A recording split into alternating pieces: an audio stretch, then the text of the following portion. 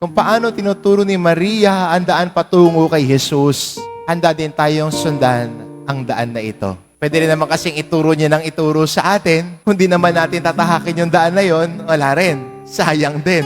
We miss the point minsan. Kaya maganda sa paglakbay natin kasama si Maria, tinuturo niya ang daan sa atin patungo kay Jesus. At sana ang daan na ito ang ating tahakin. Ang daan na ito na palapit kay Jesus ang ating lakbayin. Dahil ang pangako din ni Maria sa atin na sa pamamagitan ng brown scapular ay aakayin niya tayo palapit kay Jesus. Aakayin niya tayo at ililigtas tayo sa kapahamakan para tayo ay makalapit kay Jesus na kanyang anak. Kaya sana sa pagdiriwang natin ng kapistahang ito, huwag mong isipin nag-iisa ka sa paglalakbay mo bilang isang Kristiyano. Huwag mong isipin na ikaw lang, may kasama ka, may kalakbay ka. May magtuturo ng daan sa iyo papunta kay Jesus. At yan si Maria na ating ina, ating modelo, ating kalakbay.